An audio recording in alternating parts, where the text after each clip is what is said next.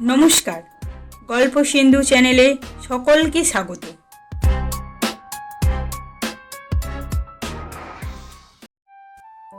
আজ আমরা যে গল্পটি শুনতে চলেছি সেখানে আর্থিক অভাব যে একটি ছেলের অদম্য ইচ্ছার কাছে হার মানে তা স্পষ্ট হয়ে উঠেছে।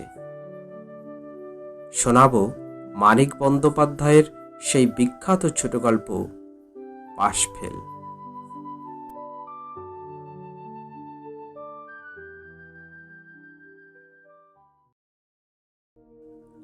নিখিলের জীবনে মস্ত সমস্যা দেখা দিয়েছে।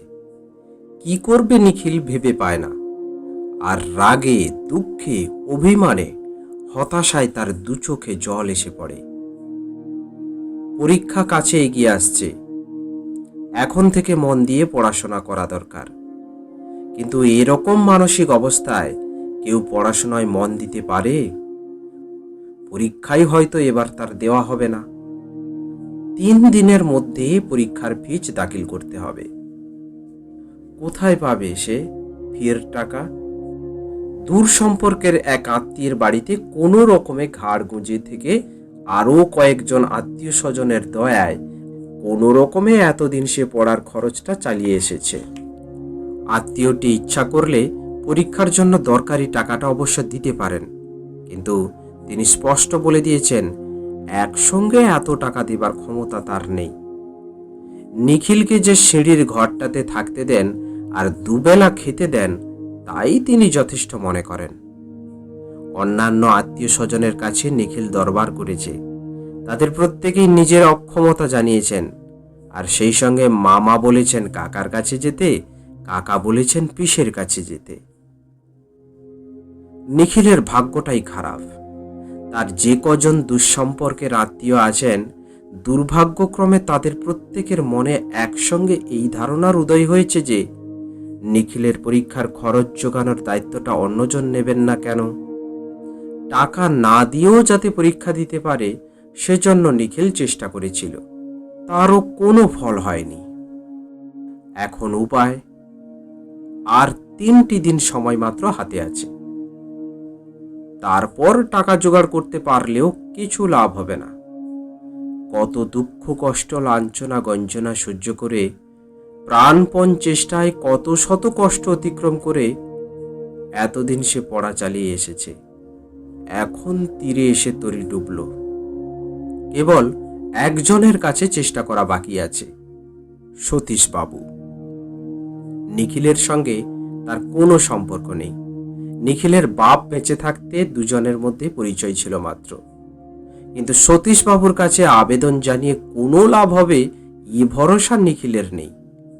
ভদ্রলোক যেমন ধনী তেমনই কৃপণ, বোধহয় আরো বেশি নিষ্ঠুর। একবার 2টি টাকা সাহায্য চাইতে গিয়ে তার সম্বন্ধে কতখানি আশা করা যায় সে বিষয়ে নিখিল পরিষ্কার জ্ঞান অর্জন করে নিয়ে এসেছে। তবু আর কোনো দিকে কোনো উপায় দেখতে না পেয়ে নিখিলের আজ মনে হতে লাগলো সতীশবাবু কিছুই করবেন না জানা কথা, কিন্তু একবার চেষ্টা করে দেখতে দোষ কি? আগের বার সে যখন গিয়েছিল হয়তো তখন সতীশবাবুর মেজাজ ভালো ছিল না। মনটা ভালো থাকলে হয়তো নিজের হাজার হাজার বাড়তি টাকা থেকে নিখিলের পরীক্ষার খরচটা দান করে ফেলবার উদারতা তার জাগতে পারে। অনেকক্ষণ ভেবে অনেক ইতস্তত করে বেলা প্রায় 9টার সময় নিখিল সতীশবাবুর প্রকাণ্ড বাড়ির গেটে গিয়ে হাজির হলো। দোতলার একটি ছোট ঘরে সতীশবাবু সকালবেলা নিজের কাজকর্ম করেন, হিসাবপত্র মেলান। এ বাড়িতে নিখিলকে সবাই চেনে, যদিও বড় লোকের বাড়িতে আসবার ভরসা হয় তার কদাচিৎ। 2-1 জন শুধু জিজ্ঞাসা করলো সে কেমন আছে, আর কেউ কোনো প্রশ্ন করল না। নিখিল উপরে গিয়ে সতীশবাবুর ঘরে ভিজানো দরজা ঠেলে ভিতরে প্রবেশ করল। তখন তার বুক ঢিপ ঢিপ করছে। সতীশবাবু তার শেষ আশা। সতীশবাবু যদি সাহায্য করতে অস্বীকার করেন তবে তার আর পরীক্ষা দেওয়া হবে না। ঘরে ঢুকে সতীশবাবুকে না দেখে এক মুহূর্তের জন্য নিখিল একটু স্বস্তি বোধ করল। পরক্ষণে তার বুকের ঢিপঢিপানি বেড়ে গেল শতগুণ। টেবিলের খাতা আর কাগজপত্রের পাশে একতাড়া নোট পড়ে আছে। ব্যাপারটা অনুমান করতে আর দেরি হলো না। হিসাব মেলাতে মেলাতে সতীশবাবু 2-1 মিনিটের জন্য কোনো দরকারে উঠে গেছেন, এখনই ফিরে আসবেন। কিন্তু তার ফিরে আসার আগেই নিখিল কয়েকটি নোট তুলে নিয়ে অনায়াসে ঘর থেকে বেরিয়ে যেতে পারে। নিখিলের সমস্ত শরীর শিউরে উঠল।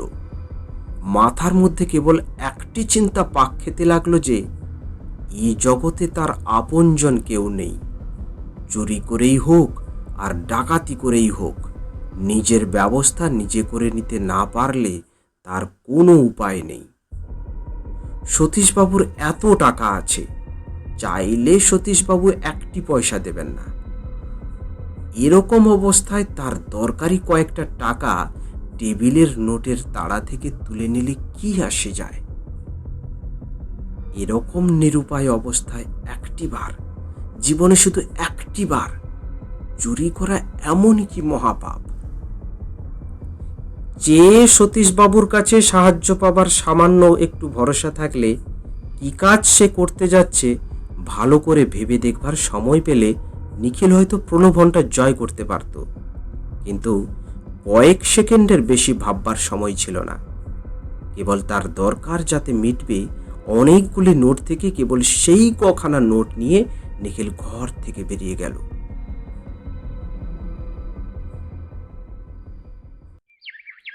পরদিন সকালে প্রায় সেই সময় সতীশবাবু সেই ঘরে বসে কাজ করছিলেন। ভেজানো দরজা খুলে চোরের মতো নিখিল ঘরে ঢুকল। সতীশবাবু গম্ভীর মুখে কর্কশ কণ্ঠে বললেন, কি চাই? নিখিল কথা বলতে পারল না। নীরবে কয়েকখানা নোট সতীশবাবুর সামনে রেখে দিল। কিসের টাকা? কাল চুরি করেছিলাম। তা জানি, ফেরত দিচ্ছ কেন? নিখিল মাথা নিচু করে দাঁড়িয়ে রইল। কি বলবার আছে তার? সতীশবাবু খানিকক্ষণ নিখিলের মুখের দিকে তাকিয়ে রইলেন। তারপর তিনি যখন কথা বললেন, মনে হলো গলাটা যেন অনেক কোমল হয়ে এসেছে। টাকাটা কেন চুরি করেছিলে নিখিল? নিখিল জড়িয়ে জড়িয়ে কোনো রকমে মোটামুটি ব্যাপারটা বলল। প্রতি মুহূর্তে তার ইচ্ছা করছিল বিকট একটা আর্তনাদ করে ঘরে থেকে ছুটে কোনো বনে জঙ্গলে পালিয়ে যায়। সতীশবাবু জিজ্ঞাসা করলেন, অন্য কোথা থেকে পরীক্ষার টাকা পেয়েছ? না। তবে টাকাটা যে ফেরত দিচ্ছ? পরীক্ষা দেব না। সতীশবাবু আবার কিছুক্ষণ ভাবলেন। আমার কাছে না চেয়ে চুরি করলে কেন? নিখিল চুপ। চাইলে আমি দেব না ভেবেছিলে না? নিখিল এবারও চুপ। কিন্তু দেখো, এবার না চাইতেই দিচ্ছি নিখিল। দান করছি ভেবো না, কিন্তু ধার দিচ্ছি। এবার থেকে আমি তোমার সব পড়ার খরচ চালাবো। তুমি আমার এখানে থাকবে। পড়াশোনা শেষ হলে তোমায় আমার একটা কাজে লাগিয়ে তোমার মাইনে থেকে সব শোধ করে নেব, কেমন? নিখিল সজল চোখ বুজে শুধু ঘাড় নেড়ে সায় দিল।